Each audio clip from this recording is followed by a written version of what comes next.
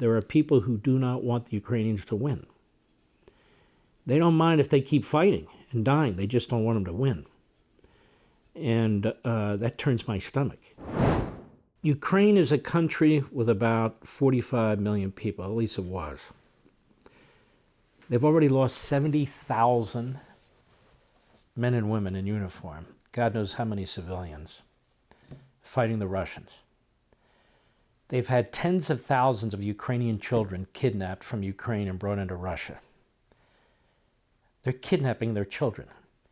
They're murdering and raping the adults. And I don't want to hear from the Putin side. I don't really care what you think. I'm just being honest. You support Putin, then you supported the KGB, because Putin's KGB colonel, and he was a vile, vicious, murdering colonel when he was the KGB colonel, really leading the elements in East Germany. I don't need any arguments about him. I don't want to hear about him. He's no better than all the rest of the bastards who slaughter people. He's a monster. Ukraine didn't threaten in any respect Russia. It would have been insane if they did. I don't want to hear that Zelensky's tied to neo-Nazis when he's Jewish, his family's Jewish, and he lost Jewish members of his family in the Holocaust. That is blasphemy. That is so disgusting. So if you don't like it, then you don't have to watch. I'm being perfectly honest. If you're a big Russophile now and a big Putin person, you're definitely watching the wrong show. There are shows for this all over the internet, maybe even here for all I know. It's just not this show. Now, let me give you a real understanding, some context. A nation of 44 million people loses 70,000 men and women in battle in uniform. So we are about 8 times the population. 8 times the population of Ukraine. That would be the equivalent of us losing over 500,000 men and women in uniform. That's what's going on in Ukraine. And they are the tip of the spear. Putin has talked about Russian-speaking territories in Poland, in Romania, and the Baltic states. And it is Ukraine who is preventing this from turning into World War III. Because many of the countries I just mentioned to you, including Poland and Romania, are NATO members. You cross the red line, and that creates a world war. Ukraine is on the front line. And so they have the Ukrainian Navy SEAL Special Forces, and they're causing havoc in Russia, and they should. Let's take a look at this. Go. It was a pitch-black night in early August when the team of Ukrainian commandos struck. Up to 7 boats, packed with dozens of men, stormed the Russian side of the Dnipro River, lit up the night sky with gunfire, and took 16 men, including a senior officer, prisoner. And then they disappeared back into the night from which they came. Or perhaps not. What seemed to be a simple Ukrainian raid has since been touted as a mini breakthrough of Russian lines that could have big implications for Ukraine's counteroffensive. And it is hardly the first. In fact, Kiev's men have been waging a 10-month clandestine campaign for control over the watery front line that may, at last, be bearing fruit. This is how daring Ukrainian soldiers have brought terror and death to the Russian bank, why British help may be key to winning the campaign, and what that all means for the war. This is the inside story of the battle for the Dnipro River. The most recent raid took place on August 8th near the town of Kozachyi Laheri, which is about halfway between the city of Kherson and the destroyed Nova Kakhovka Dam. Ukrainian commanders carefully planned the attack in an area where elite VDV paratroopers had recently been replaced by Russian conscripts, creating a weak point. Between 40 and 50 Ukrainian soldiers landed, broke through Russia's first line of defense, and advanced up to 800 meters beyond it, according to pro-Kremlin military bloggers. Meanwhile, Ukrainian sources said a Russian command post was attacked and that a whole platoon of soldiers, including a major, had been taken prisoner. So far, so good. But nobody is quite sure what happened next.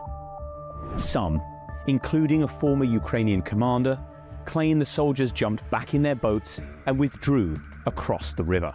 But other sources, both pro-Ukraine and pro-Russia, say Kiev has actually rushed reinforcements to the area in an attempt to create a bridgehead. If that is true, then it raises the possibility that this could in fact be the start of a new thrust of Ukraine's counteroffensive. And that would have potentially huge implications for attacks going on elsewhere, including the vitally important but very slow-moving offensive near Orikhiv, 145 miles to the east. To understand why this raid could be so important, we have to look back on the other raids that have been going on since November last year. Not much has been written about them, but ever since Ukraine recaptured the city of Kherson, troops have been probing Russian defenses across the river. One commander, who spoke to the Kiev Independent, said the raids happen at least once a week, sometimes involving a crack team sent to kill Russians and take prisoners. But other times, regular infantry have been sent to occupy dozens of islands that dot the river and carry out reconnaissance work. Those who took part in such missions described them as hell, stranded for up to a week on a tiny spit of dirt in midwinter, constantly threatened by Russian drones and artillery. But the suffering was worth it, because by spring, the attacks had begun to pay off. Come late April, Ukraine was thought to control much of the river delta and had taken territory near the Russian-occupied town of Zelenskyy. That sparked fears among Russia's war bloggers that Zelenskyy would be the staging ground for a large-scale river crossing.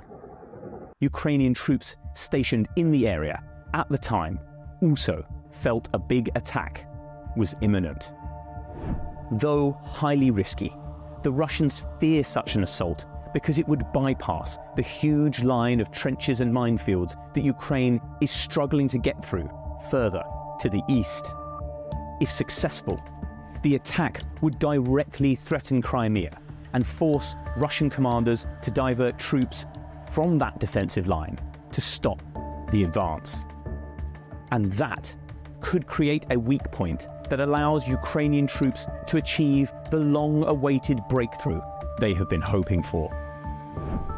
All of which helps explain why, in early June, Russian troops blew the Novokakhovka Dam.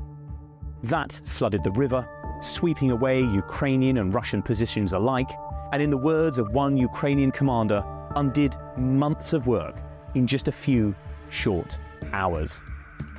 Ever since, Ukraine has been working to regain a foothold on the Russian side of the river, so far without success. In late June, troops attacked across the badly damaged Antonivsky Bridge near Kherson and established themselves on the other side. Days of heavy fighting followed, but a Russian missile strike on July the 1st is thought to have wiped out much of that force. As one Ukrainian commander put it, "We tried a massive offensive to fortify our positions, but we didn't get enough support from artillery and got." That is why claims of a new breakthrough near Kozarchi Laheri have caught so much attention. If true, then it could mean Ukraine is building up to another large-scale assault. And it certainly seems Kiev has no intention of letting up, with 900 troops recently completing training in how to conduct boat attacks. British Royal Marines and Army commandos led that training, and the hope is that those reinforcements could tip the battle in Ukraine's favor. If they do, then it could prove vital to the success of the assault in Orikhiv, which is thought to be the main thrust of Ukraine's counteroffensive. nobody expects the battle for the Dnipro to end the war in Ukraine. But it could prove to be the beginning of the end. Not just for Russia's invasion, but for Putin's occupation of Crimea, and perhaps even for Putin himself. And of course, they're doing all this without an air force. And imagine what they could do with an air force.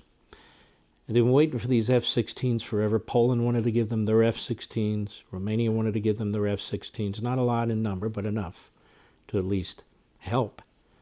And a lot of these other formerly captive satellite countries under the Soviet umbrella, they understand how Putin thinks. They've lived under the iron fist of the Soviet Union in the past, and they don't want anything to do with it.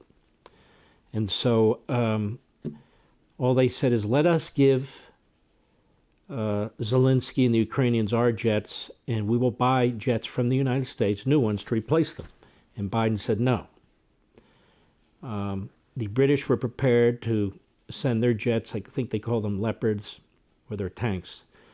The Germans were willing to give some too out of their NATO stockpile, and Biden stopped that. Now he's talking about giving them some, and they are selling them some. They are going to sell them some, but it takes 6 months to train up a pilot. And this is why Jack Keane, one of the great retired generals now, but one of the great generals that we've had, he goes on Fox and he says over and over again, why are we responding so late? I mean, the Ukrainians can actually defeat the Russians in Ukraine and push them back. Well, you might remember at the very beginning of this, I said there are people who do not want the Ukrainians to win. They don't mind if they keep fighting and dying. They just don't want them to win. And that turns my stomach. Russia threatening to use nuclear weapons. If Putin was going to use nuclear weapons, he would have used them already. But despite the fact that he is an assassin and assassinates journalists, generals, Wagner Group leader, and other people left and right, he's a coward. For all this and much more, sign up for Levin TV.